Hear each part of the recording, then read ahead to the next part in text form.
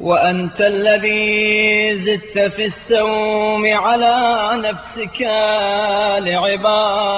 لعبادك تريد ربحهم في متاجرتهم لك. تو وہ ہے جس نے اپنے بندوں کے لیے لین دین میں اونچے نرخوں کا ذمہ لے لیا ہے اور یہ چاہا ہے کہ وہ جو سودا تجھ سے کریں اس میں انہیں نفع ہو. وفوزهم بالوفادة عليك والزيادة منك فقلت تبارك اسمك وتعاليت. اور تیری طرف بڑھنے اور زیادہ حاصل کرنے میں کامیاب ہو. چنانچہ تو نے کہ جو مبارک نام والا اور بلند مقام والا ہے فرمایا ہے من جاء بالحسنة فله 10 أمثالها ومن جاء بالسيئة فلا يجزى إلا مثلها. جو میرے پاس نیکی لے کر آئے گا اسے اس کا 10 گنا اجر ملے گا، اور جو برائی کا مرتکب ہوگا تو اس کو برائی کا بدلہ بس اتنا ہی ملے گا جتنی برائی ہے.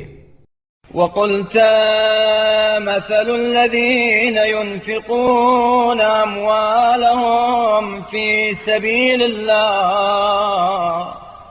اور تیرا ارشاد ہے کہ جو لوگ اللہ تعالی کی راہ میں اپنا مال خرچ کرتے ہیں كمثل حبة أنبتت 7 سنابل في كل سنبلة 100 حبة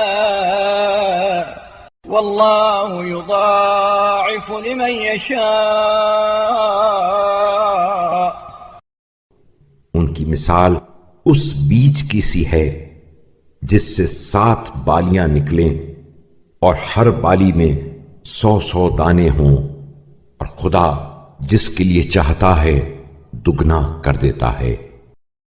وقلت من ذا الذي يقرض الله قرضا حسنا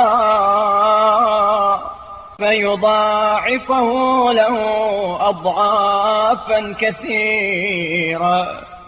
اور تیرا ارشاد ہے کہ کون ہے جو اللہ تعالیٰ کو قرض حسنا دے تاکہ خدا اس کے مال کو کئی گنا زیادہ کر کے ادا کرے. وما انزلت من نظائرهن في القرآن من تضاعيف الحسنات. اور ایسی ہی افزائش حسنات کے وعدے پر مشتمل دوسری آیتیں کہ جو تو نے قرآن مجید میں نازل کی ہیں